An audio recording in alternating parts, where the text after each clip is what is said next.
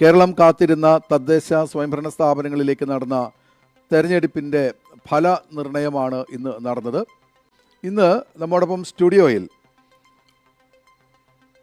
ഇടത് സഹയാത്രികൻ വാഹിദ് നാട്ടിക, UDFിൻ്റെ UAയിലെ കൺവീനർ പുന്നക്കൻ മുഹമ്മദ് അലി, അപ്പം KMCC Sharjah state secretary Mujibur Rahman, മാധ്യമപ്രവർത്തകൻ മീഡിയ വൺ ചാനലിലെ മിഡിൽ ഈസ്റ്റ് എഡിറ്റോറിയൽ ഓപ്പറേഷൻസ് മേധാവി MC നാസർ ചേരുന്നു. അപ്പം ഹിഷാം അബ്ദുൽ സലാമും നമ്മോടൊപ്പം ഇന്ന് ഈ ചർച്ചയിൽ പങ്കെടുക്കുന്നുണ്ട്. UAയിലെ UDF കൺവീനർ പുന്നക്കൻ മുഹമ്മദ് അലി നാട്ടിലും UAയിലും സജീവമായ രാഷ്ട്രീയ പ്രവർത്തനം നടത്തിയതിൻ്റെ അത്രയും അനുഭവ പരിചയത്തിൽ നിന്ന് സംസാരിക്കുന്ന ഒരാൾ കൂടിയാണ് പുന്നക്കൻ മുഹമ്മദ് അലി.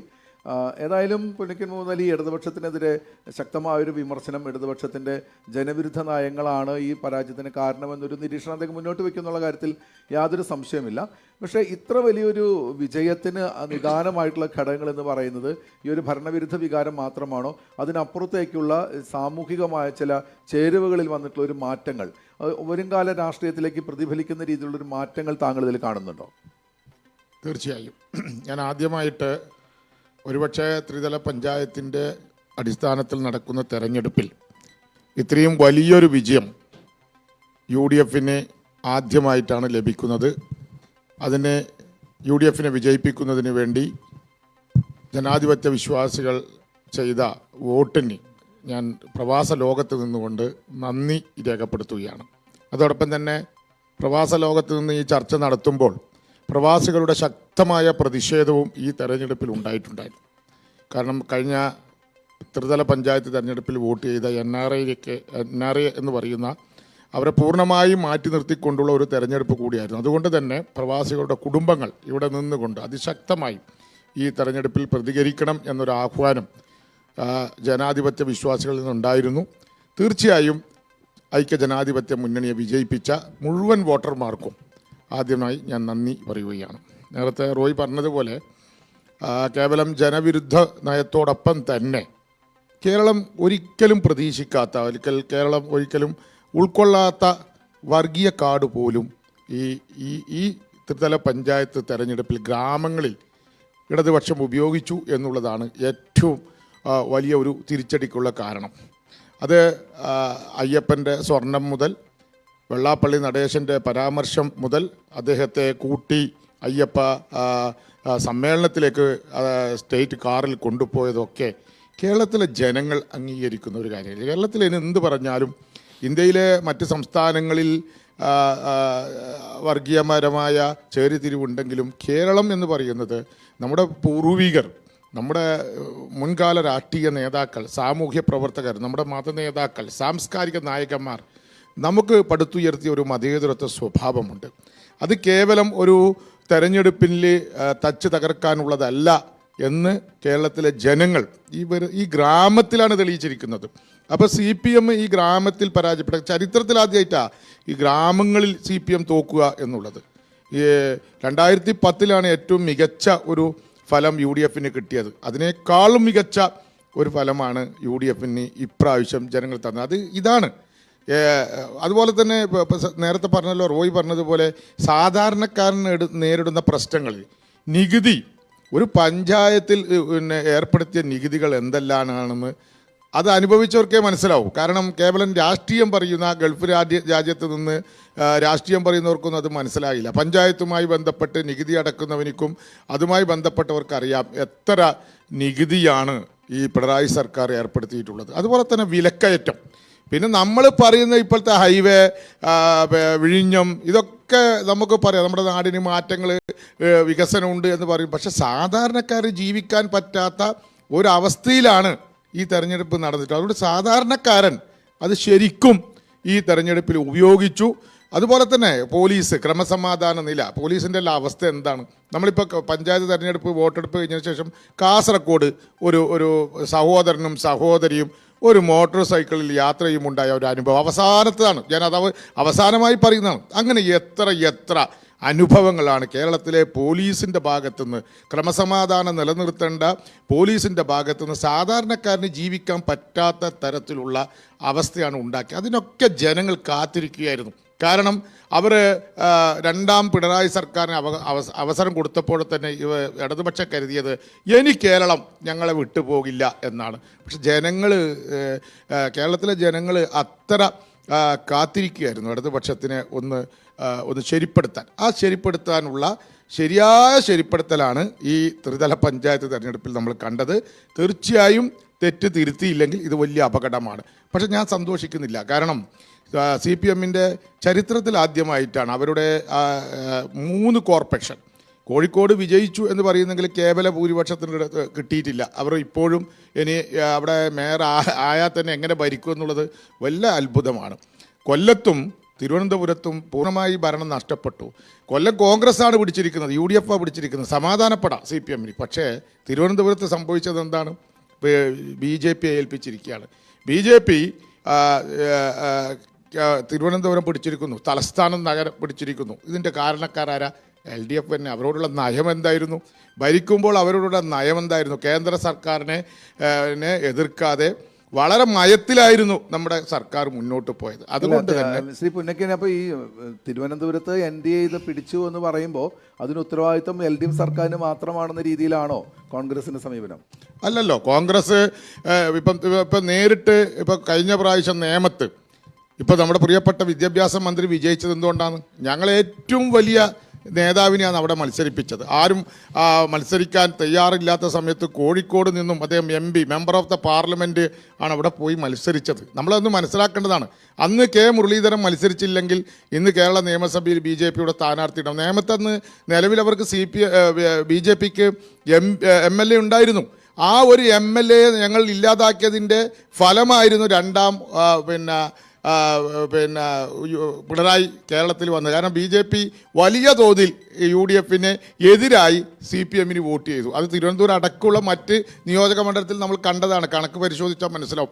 ഇപ്പോൾ ഈ ത്രിതല പഞ്ചായത്ത് തെരഞ്ഞെടുപ്പ് കഴിഞ്ഞാൽ തന്നെ നമുക്ക് വോട്ടിങ്ങിൻ്റെ വിശകലനം ചെയ്യുമ്പോൾ ഓരോ ജില്ലയിലും കിട്ടിയ ജില്ലാ പഞ്ചായത്തിലും ബ്ലോക്ക് പഞ്ചായത്തിലും ഓരോ ഗ്രാമത്തിലും കിട്ടിയ വോട്ടുകൾ, ഇന്ന് തിരുവനന്തപുരം കോർപ്പറേഷനിൽ തന്നെ ഓരോ സ്ഥാനാർത്ഥികൾക്ക് കിട്ടിയ വോട്ടുകൾ വിശകലനം ചെയ്യുമ്പോൾ ആരോട് ചേർന്നു എന്ന് നമുക്ക് കൃത്യമായി മനസ്സിലാവും. ഒരു കാര്യം വ്യക്തമാണ്, ഏതായാലും BJP കോൺഗ്രസിനെ ഒരിക്കലും ഇന്ത്യയിൽ സഹായിക്കില്ല. ആ സഹായം കിട്ടിയതൊക്കെ മറ്റുള്ളവർക്കാണ്. ഞങ്ങളെ ഇല്ലാതാക്കുക എന്നുള്ളതാണ് ആദ്യത്തെ ലക്ഷ്യം. ആരത്?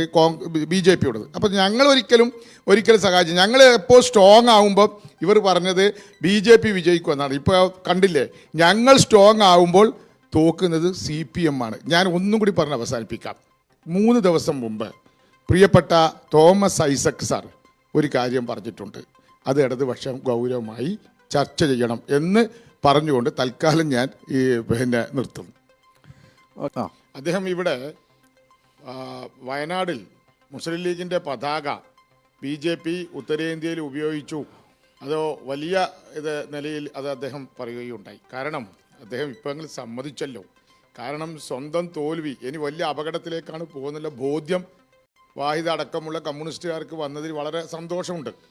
രാഹുൽ ഗാന്ധിയെയും അദ്ദേഹത്തിൻ്റെ സഹോദരി പ്രിയങ്ക ഗാന്ധിയെയും ഏറ്റവും കൂടുതൽ എതിർക്കുകയും അവർക്കെതിരെ കള്ളപ്രചരണം നടത്തുകയും ചെയ്തത് ആരാണ്? BJP-യേക്കാൾ, കേരളത്തിലെ BJP-യേക്കാൾ CPM-ആണ്, ഇടതുപക്ഷമാണ്.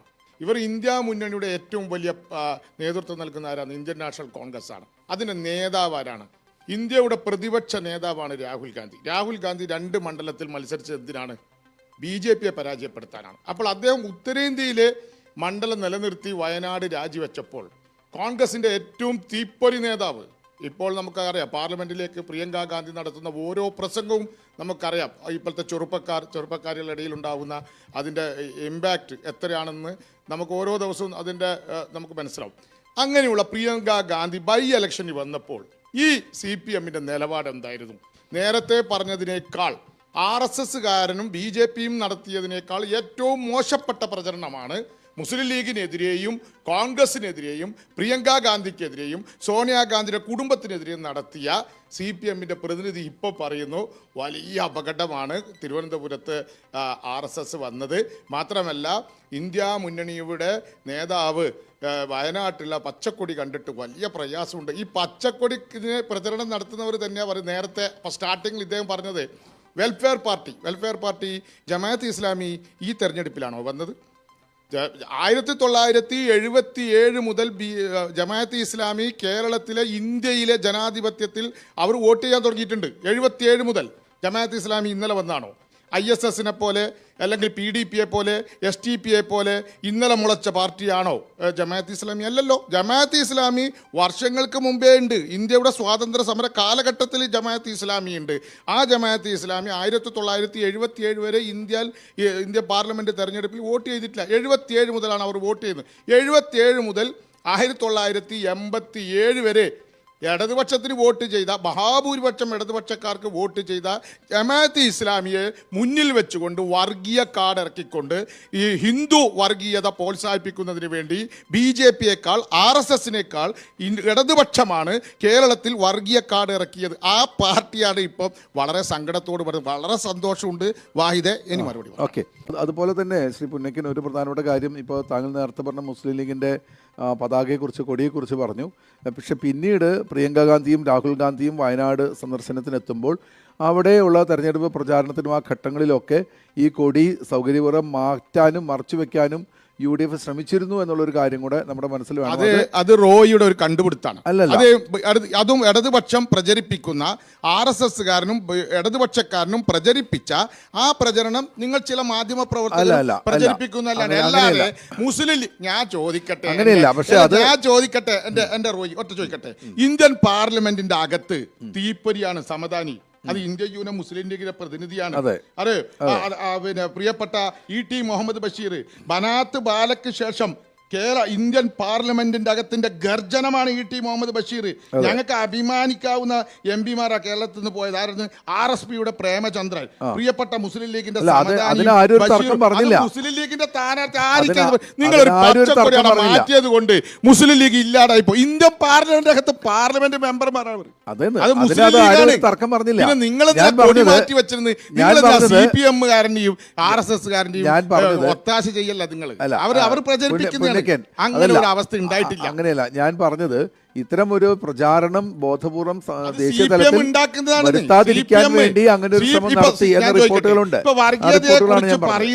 വർഗീയതയെ കുറിച്ച് പറയുന്ന ആള് വെള്ളാപ്പള്ളി നടേശൻ ഒരു വിഭാഗത്തെ നഖശികാന്തം ആരും പറയാത്ത RSSകാർ പോലും ഇന്ന് പോലെ ഞാൻ വളരെ ചെറുപ്പത്തിലെ RSSലെ ഏറ്റവും വർഗീയ പ്രസംഗം കേട്ടതാണ് KG മാറാറ്. ഏറ്റവും കേരളത്തിലെ നമ്പർ 1 വർഗീയ പ്രസംഗം നടത്തുന്ന KG മാർ. അദ്ദേഹം മരിച്ചുപോയി. അതിനുശേഷം അഡ്വാനിയുടെ പ്രസംഗം അതിനേക്കാളും മോശപ്പെട്ട പ്രസംഗമാണ് കേരളത്തിനെ സംബന്ധിച്ച് മലപ്പുറം ജില്ലയെക്കുറിച്ച് മുസ്ലിങ്ങളെക്കുറിച്ച് നടത്തിയ പ്രിയപ്പെട്ട ഞാൻ ബഹുമാനിക്കുന്ന ഞാൻ ഏറ്റവും സ്നേഹിക്കുന്ന വെള്ളാപ്പള്ളി നടേശൻ സാറിൻ്റെ നാവിലൂടെ വരുന്നു. ആ നേതാവിനെ കയ്യം പിടിച്ചിട്ടാണ് ശബരിമല സന്ദേശത്തിന് വേണ്ടി സ്റ്റേറ്റ് കാറിൽ പോകുന്നത്. എന്താണ് അതിൻ്റെ ഉദ്ദേശം? എന്താണ് UDFന്റെ ഈ മഹാവിജയത്തിന് നിദാനമായ ഘടകമെന്ന് താങ്കൾ കരുതുന്നത്? എന്തായിരുന്നു ഇടതുപക്ഷത്തെ പിന്നാക്കം വലിക്കാനുള്ളൊരു കാരണം? ഓരോ പോയിന്റ്. ഐക്യജനാധിപത്യ മുന്നണിയുടെ 22 ക്യാരറ്റാണ് മതേതൃത്വം മുഖം. അത് ഒരിക്കലും മാറാത്തൊരു മുഖമാണ്. അത് NSSനോടായാലും SNDPയോടായാലും ജമാഅത്ത് ഇസ്ലാമിയോടായാലും സുന്നികളോടായാലും സുന്നി ഏത് വിഭാഗമായാലും അതുപോലെ എല്ലാ രാഷ്ട്രീയ പാർട്ടികളോടും ഒരേ നിലപാടാണ്. അത് മാറ്റിപ്പറയുന്ന ഒരു നിലപാടല്ല. ആവശ്യത്തിനനുസരിച്ച് ഉപയോഗിച്ച് അവരെ തള്ളിപ്പറയുന്ന സ്വഭാവമല്ല. ഉദാഹരണത്തിന് 1987 വരെ ജമാഅത്ത് ഇസ്ലാമി ഇവിടെ വോട്ട് വാങ്ങി വിജയിച്ച് MPയും MLAയും പഞ്ചായത്ത് മെമ്പറൊക്കെ ആയവർ ഈ UDFന് വോട്ട് ചെയ്യുന്ന ഒരു സാഹചര്യം. ആ സാഹചര്യം എന്താ ഉണ്ടായത്? ദേശീയ രാഷ്ട്രീയത്തിൽ കോൺഗ്രസ് തകർന്ന് തരിപ്പടമായി RSS BJPയുടെ നേതൃത്വത്തിൽ അധികാരത്തിൽ വന്നപ്പോൾ ഏറ്റവും കൂടുതൽ ഇന്ത്യയിൽ ജമാഅത്ത് ഇസ്ലാമി ആരാണ് എതിർത്തതെങ്കിൽ ഏതെങ്കിലും രാഷ്ട്രീയ പാർട്ടി എതിർത്തിട്ടുണ്ടെങ്കിൽ അതിൻ്റെ ചരിത്രം പഠിക്കാൻ തയ്യാറാകുന്ന രാഷ്ട്രീയ പ്രവർത്തകർ ആരെങ്കിലും ഉണ്ടെങ്കിൽ അവരുടെ പഴയകാല പുസ്തകങ്ങളും പ്രബോധനവും മാധ്യമവും ഒക്കെ എഴുതി വായിച്ചാൽ മനസ്സിലാവും. അവർ എതിർത്തിട്ടുള്ള ഏക രാഷ്ട്രീയ പാർട്ടി ഇന്ത്യൻ നാഷണൽ കോൺഗ്രസിനെയാണ്. പക്ഷെ പിന്നീട് അവർക്ക് മനസ്സിലായി ഇന്ത്യൻ നാഷണൽ കോൺഗ്രസിനെ ഇന്ത്യൻ രാഷ്ട്രീയത്തിൽ നിന്ന് മാറ്റി നിർത്തിയാൽ മതേതരത്വ ഇന്ത്യക്ക് പകരം ഏറ്റവും വലിയ ഫാസിസ്റ്റ് ഭരണകൂടമാണ് വരിക എന്ന് മനസ്സിലാക്കിക്കൊണ്ട് കോൺഗ്രസിന് അനുകൂലമായ ഒരു നിലപാടെടുത്തതിന് ശേഷമാണ് അവർ വർഗീയ പാർട്ടി എന്ന് വെച്ചാൽ നേരത്തെ എൻ്റെ സുഹൃത്ത് ഇഷാമു പറഞ്ഞതുപോലെ ഈ ഒരു ഒരു ഒരു ചെറിയ വിഭാഗം പിന്താങ്ങിയത് കൊണ്ട് കേരളത്തിൽ ആകെ തെരഞ്ഞെടുപ്പ് അട്ടിമറിക്കാൻ പറ്റും. 990 ചില്ലറയുള്ള പഞ്ചായത്തും അതിനോടനുബന്ധിച്ച് 5 കോർപ്പറേഷനും മുനിസിപ്പാലിറ്റിയും ഇതൊക്കെ മറിക്കാൻ പറ്റുന്ന അത്രയുള്ള ഒരു ശക്തി കേരളത്തിൽ ആരാ ഉള്ളത്? വർഗീയപരമായിട്ട് പറയാൻ ഉള്ളത് ആരാ ഉള്ളത്? ആരുമില്ല, ഏതെങ്കിലും ഒരാളെ.